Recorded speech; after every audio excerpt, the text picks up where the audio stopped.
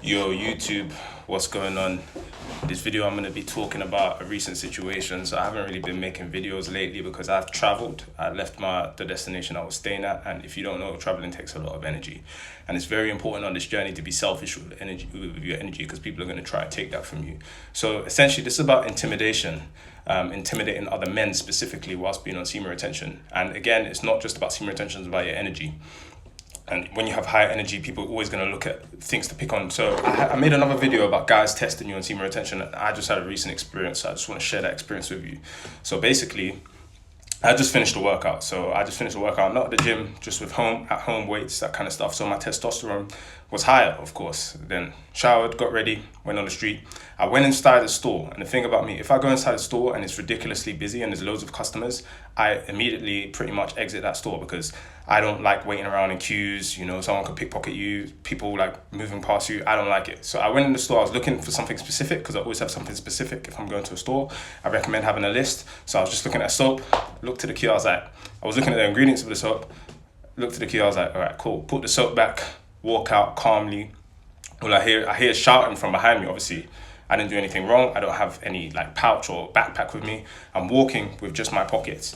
And then a man comes out.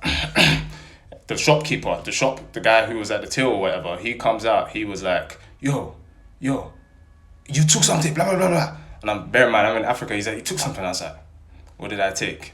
Empty my pockets. He's like, should I give you a dirty slap? I'm like, first of all, do you not see the aesthetics? Like, when people like try and test me like that, he's like, should I give you a dirty slap? And he's like, what? Then he goes back to the shop. I empty my pockets. I'm holding everything I have in my hands. I have no pouch. I have nothing. I'm holding everything in my hands. And then he's looking like a fool. And then I go back to the shop and then I'm looking at him. He's caused the scene now with his shouting and stuff, trying to make obviously the Rasta man, look like some kind of criminal. So trying to embarrass man. So I go to the shop now and then I'm like, what's good? He said, just wait. We're just confirming. I don't know, maybe they're checking the screws or whatever.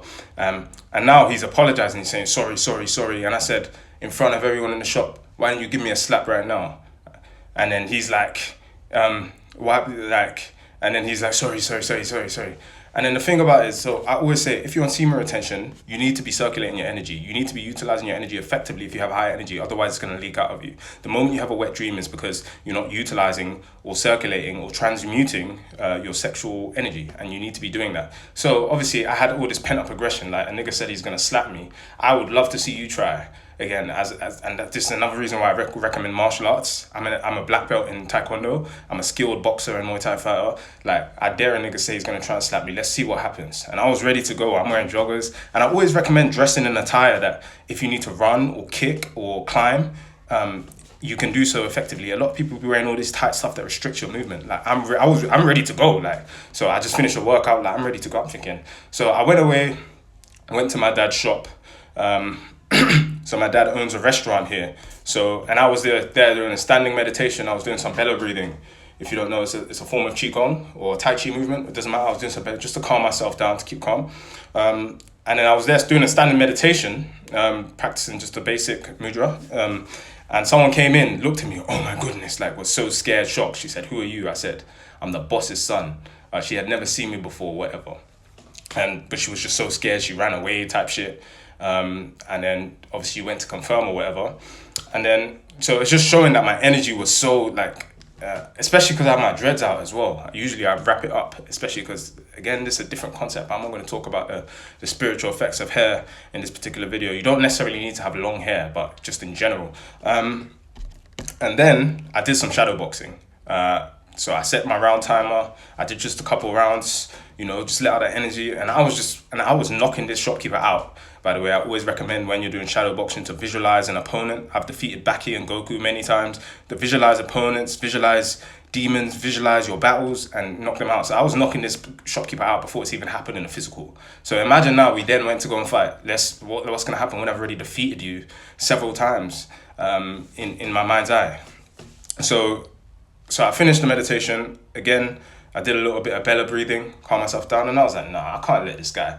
I went back and confronted him. I went back and I was like, yo, if you want to see who slaps harder, we can test that right now. That's what I told him. If you want to see who slaps, he's obviously apologizing in front of the customers. I told him in front of his staff, because Like, for him to just say that, accusing me of stealing without knowing anything, without first checking my pockets, without like, and another thing I should add, he had seen me, I've come into that shop with my little sibling, buying things. Last week, I've been coming into that shop. So for him to accuse me of stealing something small because he couldn't even see anything on my person, I literally was there last night. So for me, that was just a huge sign of disrespect. So I went there, tested him. I said, "You want to slap me? Let's go right now." I said, "I'm ready to go. I'm not the one." I was very calm. I said, "I'm not the one. We can test it out right now." Testing his masculinity, and he's begging me. He's like, sorry, look, let me go outside to beg you. Let me go outside. I said, what? Is it because of the Rasta? Is it because of that, you know? So and he's just begging me, let me go outside and beg you. Look, sorry. Look, you got, and this is why you can't be no pushover, man. I 100% recommend, especially if you're deciding to grow dreadlocks or something, 100% you got to make sure that you're strong. But in general, being on team retention, you got to make sure that you're strong, not just mentally, but also physically. You need to be practicing some kind of martial art. You need to be physically able to knock out niggas, because sometimes you never know when the need might arise for it. And niggas don't really test me again. I'm not the one, but yeah, here's a story for you. Maybe I'll make a video on traveling whilst being on semen retention and the importance of keeping your energy, because that was the last video I was going to make before I kind of went.